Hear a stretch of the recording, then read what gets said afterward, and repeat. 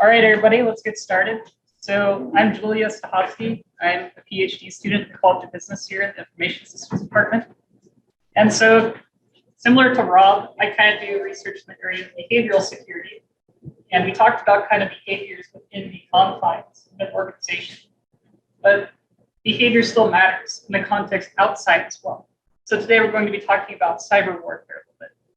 And, given the nature of the topic, and the fact that this is going to be discussion-based, you might disagree with your colleagues, especially around the politics side. So just make sure that you're respectful when you debate. If you feel like you're about to go sicko mode and jump on an MF, please leave and come back. I don't want that's really cringe and awkward. So so be nice, basically. All right. So one thing about cyber warfare is oftentimes when you hear about it, it's talked about as something that's coming in the future. So something that hasn't really happened. But in fact, since computers have been around, some sort of cyber warfare has been going on, and especially since they become web connected. And even right now, we're seeing a lot of examples of this around Ukraine. So these are just a few examples of cyber attacks that have happened in Ukraine during the Ukraine and Russia war. Looking at these headlines, is there anything that stands out to you about this? Yeah. A lot of it is Russian. Yep, a lot of it's coming from the Russian side.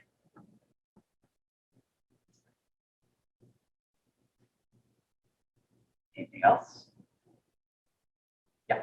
It's both on people and on infrastructure, so they're not just targeting one aspect. Yep, exactly. And infrastructure is a huge part of this. It's targeting individual people and infrastructure, so it's not just one aspect. Yep. So we have cases where data is being leaked about individuals, but we also have cases such as this where the infrastructure is being attacked. And the reason why that infrastructure is able to be attacked remotely is because it has been put on the internet. So we've talked about Internet of Things in the previous section. Well, here's the ramifications of that in a national security context. Another thing to point out about this is just how, I was going to say all of these seem to be from nation states. It's not just individual, people in their basement hacking. It's entire nations for the purpose of causing civil unrest to aid an invasion or to just shut down their infrastructure, things like that. Yep, exactly. That's a great point. So there is examples of cyber warfare called cyber terrorism, where it's just individuals acting on their own or with non-nation state groups. But kind of one of the, in this case especially, we're seeing it come directly from the nation state itself. So nation states themselves have developed the capabilities for cyber warfare. Additionally, there's a lot of variety in the way these attacks are. So we have just classic examples like malware being used to attack the system, but we also have cases of spreading misinformation, developing deep fakes or fake news and spreading it among citizens. And also in the case of leaking data. So it's not just one thing. You're not just protecting against malware, for example. You also have these other attack vectors. And it doesn't just impact military organizations, it impacts the citizens as well. So if you shut down critical infrastructure for the power grid, for example, that's going to affect all the citizens that live in that area as well that are supported by that. And fake news especially is generally targeted at the citizens to develop civil unrest, as you mentioned. So I would like to kind of build on what we did in the previous section around Internet of Things and talk about it a bit more here. So taking what we talked about from Internet of Things, try to apply it to a national security perspective. And we want to understand this from the individual level, people that are adopting IoT devices in their home, organizational level, IoT devices in business, and at the government level. What happens when a government agency adopts Internet of Things? So in small groups of 2 to 3, discuss this, and then we will do some work on the board after that.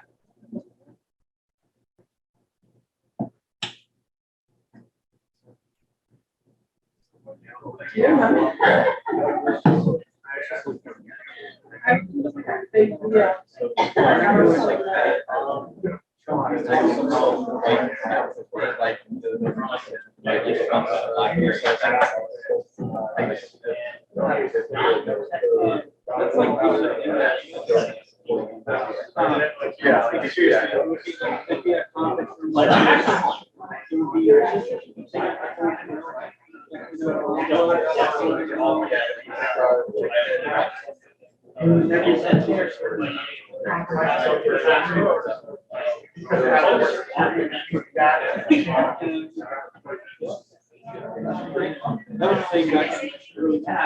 So it's not serious.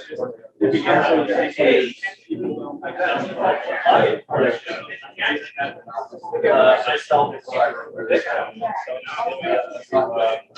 there's always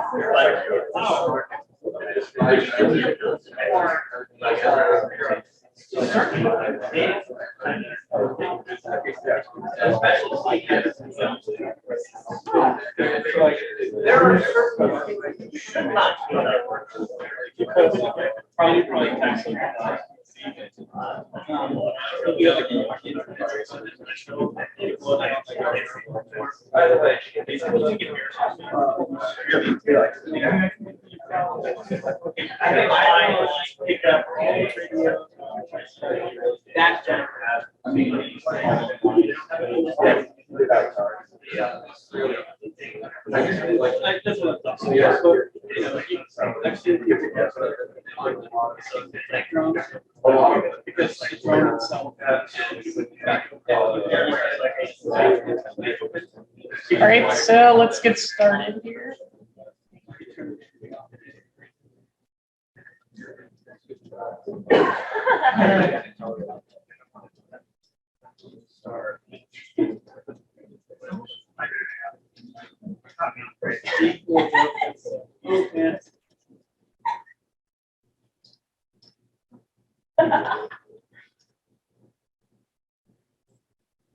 All right, so who wants to give me a risk?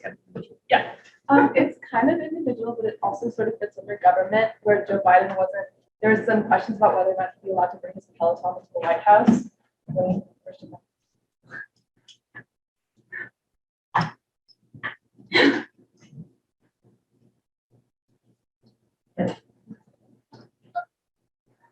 All right, so that's actually a great example, and it kind of gets at why the individual itself matters as well. So Joe Biden obviously is going to be a target for a lot of nation state and non-nation state hackers.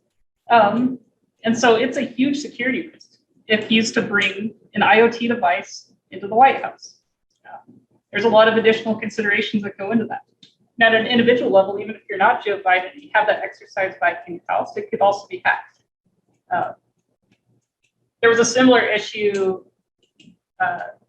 before where people in previous administrations tried to bring in Android phones, for example, which are, sorry to Android people, sometimes harder to secure.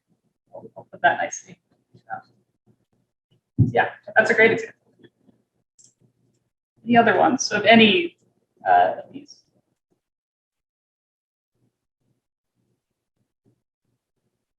Yeah. I mean, like all sorts of devices, like in your home, if you're like someone with like, if you work for the government, you have confidential information, like that could be a way that people can like attack. If you have devices in your home, you know, they can manipulate you or store you to have control over your personal life and data. Again, another example of different considerations when you're a government individual. You're going to have more people targeting. So while it might not be a huge deal for you to bring in Internet of Things toaster into your house, if the toaster starts making death threats, unless you go to certain land a bill, might be an issue. So what else do we have? Yeah.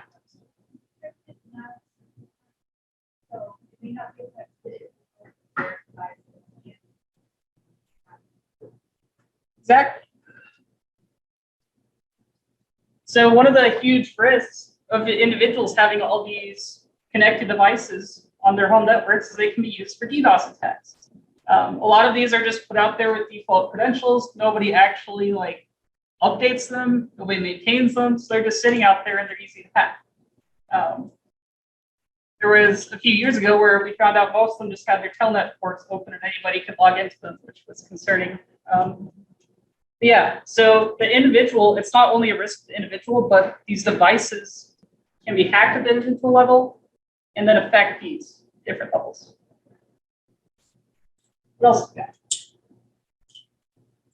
Rob. I'll give you one. So through these different IoT devices, I could potentially take down electric grids or oil distribution or something in an organization or in a city that would be beneficial to me as a nation state. Exactly. That's the big one that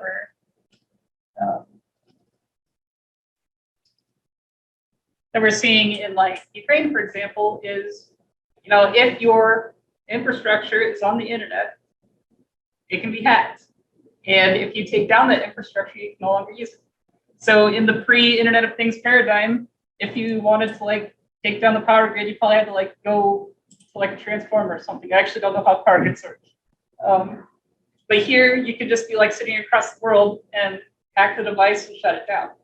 So putting your infrastructure, your government infrastructure on these kind of things is comes with a very high risk if it's not done well. Yeah. I don't know if this really counts for an organizational one, but like you mentioned, people in government, like for instance, the president, they have to use a phone to communicate somehow. So if the provider of the phone has their information leaked, then that could possibly release classified information or anything like that. Like if the president uses an iPhone and Apple gets hacked and all of its text messages get released, that could possibly be valuable to a nation state. Yep, exactly. And yeah, that would work at the government level because obviously people can import information about government officials, it can be used for blackmail and that kind of stuff. But also organizational. If something comes out about your CEO, your stock might plummet, and that's going to have a huge effect on a lot of people in the organization. Again, that's not necessarily unique to IoT, but IoT is a threat vector by which this can become possible. Right. Any other examples?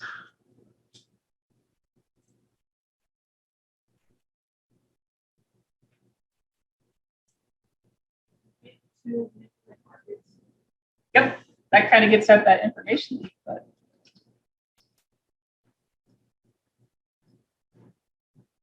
so you can manipulate markets through information leaks, but you could also, if you have a major impact on one of your competitors, if you're not a very nice company and you're hacking their stuff, you can take them down for a few days and it's going to plummet their stock price and people might invest in your business. So it's not only like the cyber warfare angle, but also you might have corporations working against each other.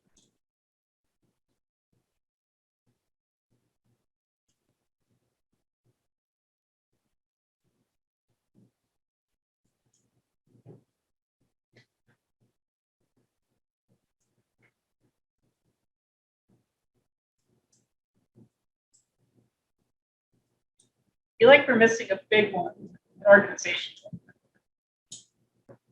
See if you can think of it. I mean, like, there's like the Colonial Pipeline, which had ransomware, and that's like, it was a private company that was affected, but it like directly affects like the entire nation, just because oil is like a huge part of our energy independence and infrastructure. Yeah, exactly. So a lot of private companies, not everything is owned by the government. Not all of our infrastructure is owned by the government. If an attacker is able to take down Visa, for example, you lose all those transactions, the ability to conduct transactions through credit cards. If the oil pipeline is attacked, we suddenly have less access to energy. So similar concerns as the government, but the government's not the one that's controlling all this infrastructure, which is why we also need to protect the organization. So kind of what I'm trying to get at is all of these are interlinked in some way. You can't just protect an individual's device. You have to think at the organizational level, the government level. You have to remember that governments and organizations they're made of individuals. So the user remains very important in these contexts. So you have to think carefully about the Internet of Things devices you adopt. Problem is often these are adopted because they're cool and nobody gets approval. Like when I used to work as a network engineer, we had people come to us one day and they're like, our sprinkler system doesn't work. Like, what does that mean? That's not a network problem. They're like, well, we bought these Internet of Things, network things, and we need Wi-Fi access 100 feet from the building. Okay. I don't know, man. That was a really good story. I don't have anything else to add to that. So, all right. So, this one's where people might have spicier takes. So remember, be nice to your colleagues. But again, talk in groups of 2 or 3 about the legitimacy of cyber weapons. So cyber warfare is happening. Are we okay with that? What's acceptable? And do we prefer it to conventional warfare? So take some time to discuss that with your groups.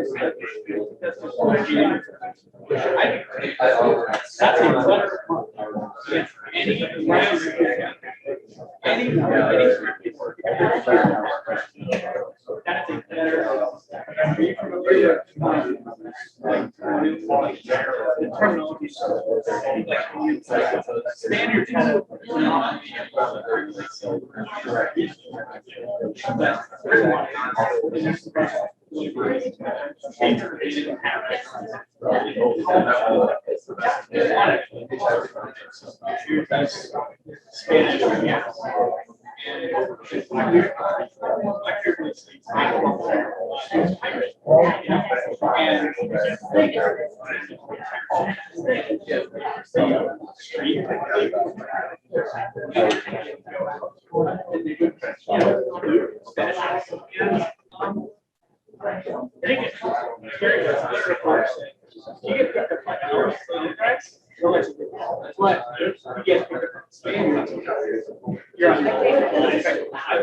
And like in return for funding these expeditions, like the crown got to move minus. When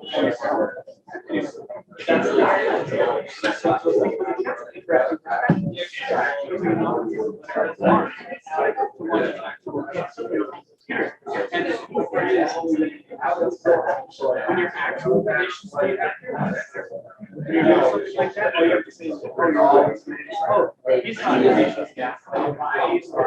It's very useful. Very useful. Yeah.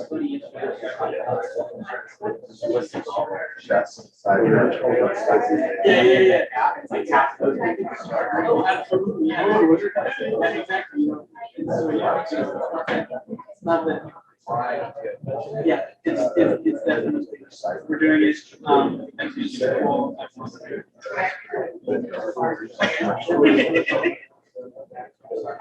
I think it is preferable to get well, yeah, that and, get a coach, that's what it is, not just the military power, yes. Now we really, I don't know, it's not that there is. There is. I mean, I would say that's just like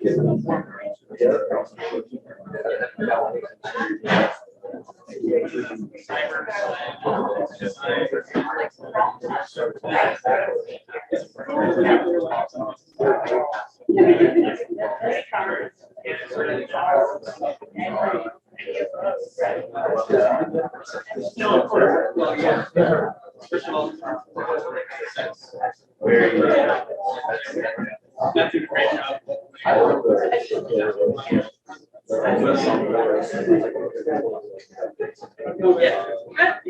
Yeah. Human life is good. Yeah.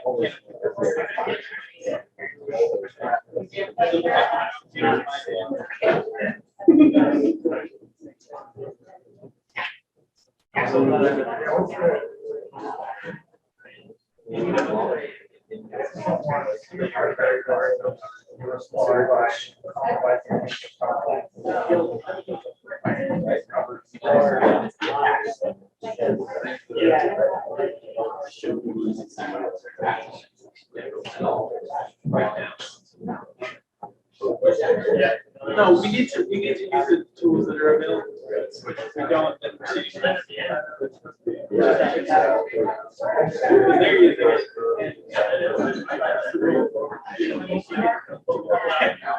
You know,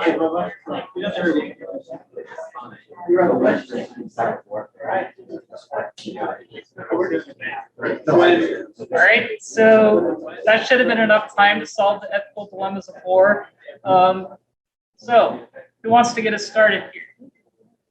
Any hot takes? Yeah. All the time. All the time. Yep. All right. Other countries are doing it. Why should we shoot ourselves in the foot? Back yourself in the foot.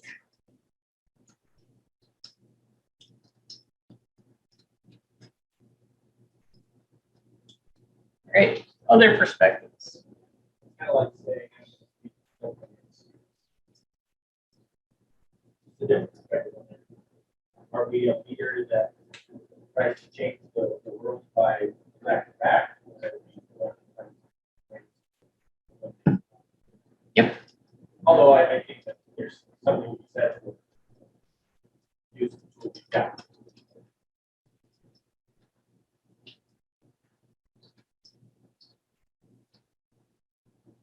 Yep.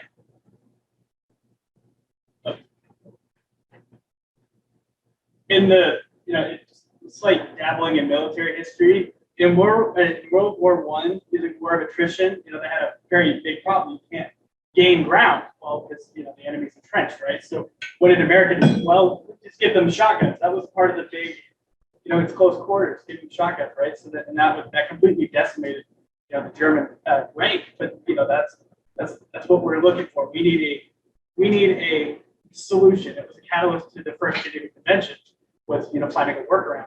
So when everyone is doing this, and we can't defend ourselves, from a defense perspective, you need to adapt, at least. Whether that means using cyber warfare, either clandestine or overt, it needs to occur, or else we're just pretending like we're not at war when we're actually. Yeah, and that's what we've been doing for the past 30 years. Yeah, being very clear about we have declared war instead of just like, I don't know if that's weird. Yeah. I sort of am of the opinion that like using it for information is more fine, but like using it for infrastructure and things that will like actually impact human life, I feel is a little bit more less okay, because like I think what a lot of people see when they look at cyber attacks, they're like, it's on a computer, it's less like just dudes shooting at each other. But like what has happened in Texas in the winter and in the past couple of summers is that the power grids have been like completely turned off. And so it's too hot in the summer and people die, and then it's too cold in the winter and people die. And I feel like that could be totally done using cyber attacks, but like people are still dying in awful ways. Like I don't want to be someone who's like supporting that. Yeah, no, that's an excellent point. And there's actually some social science research that came out last year where they basically asked citizens if they supported escalation of cyber warfare. And they did, because they were operating under the assumption that it was just information warfare, or nation states attacking nation states only in the cyber domain. But when they were showed, hey, we can actually have lethal consequences of these attacks, then suddenly they're like, well, actually, I'm not sure I'm down for that. So, professional would say it, I guess. But so, yeah, that's a huge point, is not all cyber warfare is the same, and some of it's going to have a higher human cost than others. Yeah, in the back. The counterpoint to that, though, is okay, we don't use cyber warfare to take down infrastructure. Cruise missiles work just fine. Yep. So I'm going to take the opinion that cyber warfare should be seen as just another form of warfare and not an alternative to warfare. There is fundamentally no difference between using a cyber attack to cause a meltdown in a power plant and taking a B-2, flying into enemy airspace and dropping a mother of all bombs on it. Yep, exactly. You're just using a different mechanism to conduct war, but it's not necessarily a completely separate thing. And so I would also note the comments on information warfare, that would be equivalent to espionage. And so the questions of whether it's okay are going to be equivalent to, is it okay to send a spy? And well, yes, everybody's doing that, so. It's also like what happened in Vietnam. Like during the Vietnam War, we finally had the ability to have newscasts and people actually recording the events happening in Vietnam. And civilians back in the U.S. were horrified, and that's why nobody was pro-Vietnam. And the whole push for war and people being pro-war completely went down when it came to Vietnam. And it's the same kind of thing. Once they find out what actually is going on, they're appalled by it. But like he was saying, it's just another form of warfare. And you have to move with the times or you're going to be left behind. Like everybody switched to nuclear, so we had to switch to nuclear. Well, we actually started it, but you know what I mean. You can't be left behind in warfare or your entire country is going to get decimated. Yeah, exactly. And I think that, again, getting to the point that all three of you have made about, there's still a human cost when you're conducting warfare. It's just we gave it a different name that people aren't horrified by it yet. So, yeah, for that. More conversation around, is it okay to launch cyber warfare during what the consequences of that?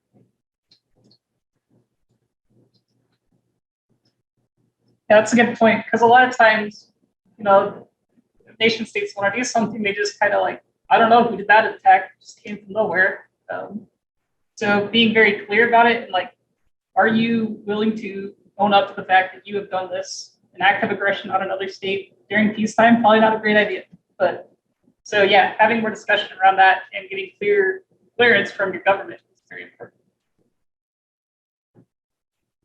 Yeah, I was gonna say, maybe this falls into the preferable category, but like we were doing earlier with whether or not to buy insurance, we can apply risk assessment here compared to conventional warfare. Can we resolve a conflict with less loss of life or without expending as many of our own resources, that kind of thing, to decide whether or not cyber warfare would be acceptable or preferable in a given situation compared to standard. Exactly. That's similar to a lot of the arguments around using drones, for example, because you don't have to put your own troops on the ground. So if you have a targeted strike, hopefully less lives are lost. The other perspectives.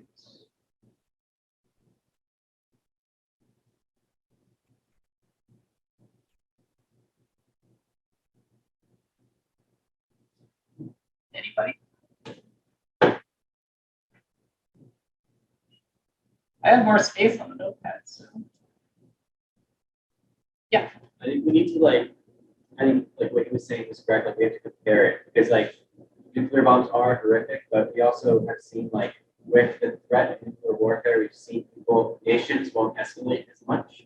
So we have seen a really long period of peace in the past 100 years since we've had nuclear bombs, just because that threat keeps nations at bay. So I think as warfare evolves, it seems to get less deadly, and this just might be the next step. As it gets less deadly, there's no there is lives on the line, but there's a magnitude less compared. I don't know if I would agree that it'd be a magnitude less. Well, it would be in information warfare, but you could still attack a lot of the same things that you would with a missile, for example. I mean, yeah, but I feel like if you shut down the power with cyber warfare, you will have people who die because of the lack of infrastructure. But there's still a lot less lives on the line if you're rolling in tanks and you're shooting and you're fighting with explosives that have a high chance of hitting the wrong targets. Yeah. It's a more precise. Yeah, the more precise ones, I think that's a fair point. I guess it's more of the preferable, but I feel like the cyber attacks end up affecting more of the civilians and the global, a whole nation state, or at least kinetic weaponry. Look at precision bombing, nuclear. Yeah, it took out a whole city, but it's still less lives than the power, water resources of the whole country. Yeah, I think this point on civilians is really interesting because a lot of these cyber attacks are targeted at civilian infrastructure that civilians use or devices that individuals use. So there's a huge question of if you're directly engaging with a citizen versus a nation state actor. I think there's a lot of additional legal challenges and ethical dilemmas. And that's not even to mention the fact that cyber attacks are, for the most part, anonymous for the first several months to years. So it gives a lot of nation states a chance to conduct an anonymous infrastructure attack, for example, that no one's going to know about, or no one's going to know who did it for the next several months or years. Yeah, exactly. The visibility is an issue. If you're able to cover your tracks, it could literally be anybody connected to the internet that can attack. Yeah. So things seem to escalate over time. For example, the war. We built a bomb and we decided we better not do that. With missiles, we built cluster bombs. We decided those things are bad, so we better not do so. So where is cyber warfare now? Right now it's up. And I just believe these things are going to grow. Right now it's testing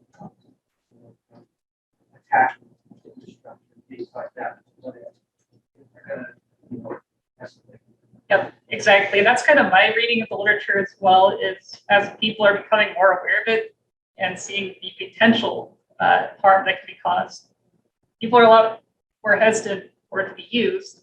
And nation states can be a lot less hesitant, or more hesitant rather, to use it against each other because, well, you took down their power grid, but maybe you don't want your power grid taken down. So similar to nuclear, there's kind of this mutual assured destruction aspect to it. That's a good point. How it escalates. It also seems like there's no real cost or going to go after each other when it comes to cyber attacks. Like there's no, oh, you did this, we're not going to come after you. Like we'll tell the attacks that like Russia's done on Ukraine, we're not necessarily doing anything against them, so they can continue doing their cyber attacks with no repercussions. Yeah. Yeah, there's a question of how do you retaliate an equal response.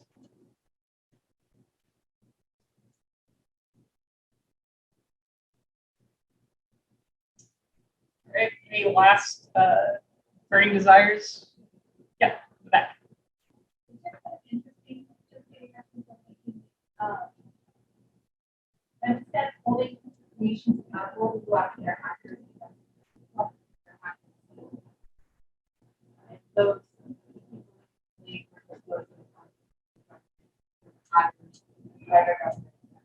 or it's kind of our way of weighting that judgment. Yeah, I 100% agree on that. I think since it's still kind of new / people don't really like directly acknowledge it, there's not really a legal or governmental structure that's been built around it. Be like, we've authorized this attack or we did this. Like, it's not just like lone hackers out there, it's nation state hackers. And there's like, oh, it's that guy.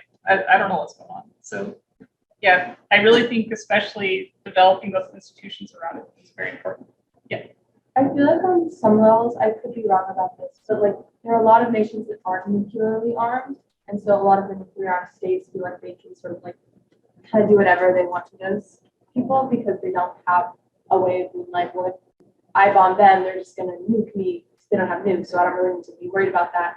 But like, I feel like it might be a little bit easier for them to like develop cybersecurity in a way where retaliation might actually. Yeah, exactly. The barrier to entry for this is a lot lower than developing an entire nuclear program for your state. So this kind of equalizes states on a cyber warfare level. Yeah. There's a question about whether or not the hacker is a combatant or not. Warfare. It's pretty clear. Parent weapon, combatant, when your weapon is a computer, or for you know, combatant, you know, you're not technically part of the military. The mercenary hackers walked to Ukraine. Many different countries are they considered military personnel or not. I think there's some questions around. Are you a combatant or not combatant? Yeah, and that really gets back to that. There's really no good legal structure around this yet. Like, how do you hold them accountable for what they've done? How do you do that? Do you try them for war crimes or whatever?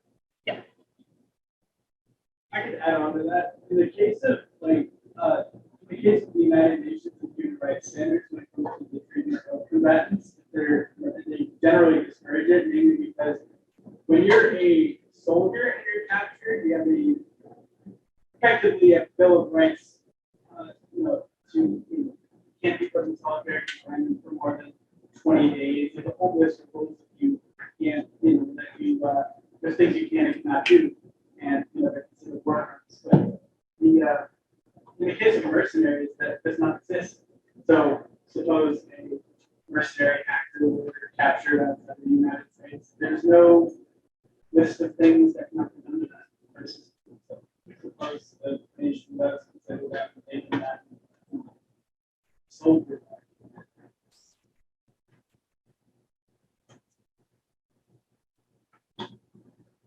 Anybody else? All right. So to close out here,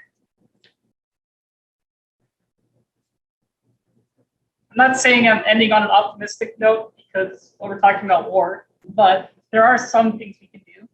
So one kind of key takeaway for me is a lot of the same security principles apply even if your adversary is a nation state. Obviously, they have a lot more resources, a lot more tool development, but the things like just basic things like access control, user training, actually securing your systems, not just leaving an open telnet port out there. Those things still apply. Even the nation state's going to go for the easiest attack vector. So it still matters that we're doing those normal day-to-day security tasks. Also, as we talked about on the previous discussion is as the public is becoming more aware of the lethality of cyber warfare, the support for escalation is really going down, based on the social science evidence and political science literature.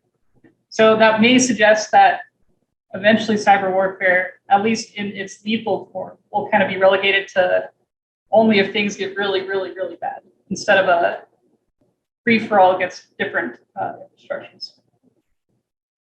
Also, it's important that we're educating key military and political personnel on cybersecurity. So programs like CySER, making sure that people actually know what this stuff is.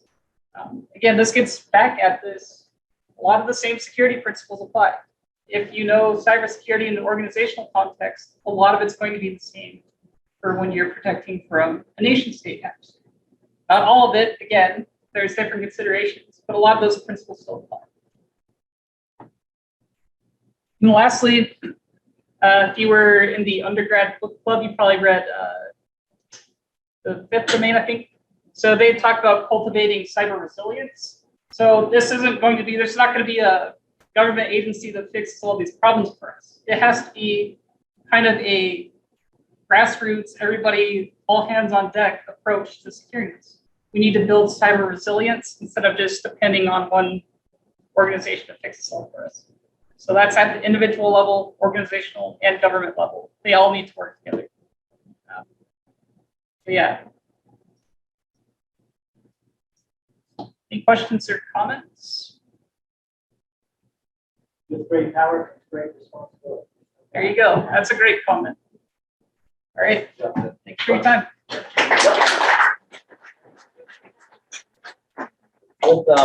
With that, before I take off, I want to close with just one parting thought, and this is one thing I like to share with students who go through my cybersecurity course. Is what you notice from the conversations today is policy around these things and what are the laws and those sorts of things is lacking and is something that we're working on establishing. And I look at the old people that run our country, and I'm not completely convinced they know how to have this conversation. And I look at the faces in classrooms like this, and I see great opportunities for you to influence this conversation.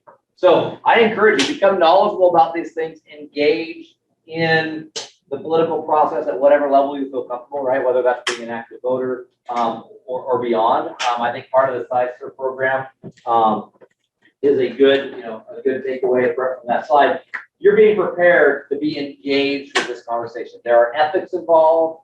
There are human lives involved. There are influence on civilians involved. There's all sorts of places that you can make a difference. So I won't tell you what side you need to come down on how you make these decisions, partially because A, I don't know, and B, I don't think it's my place to tell you, exactly how to think.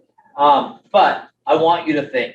I want you to engage, and I want you to be part of the process. So if you take nothing else away from this conversation today, it is pay attention to these things and find ways to engage and to make a difference.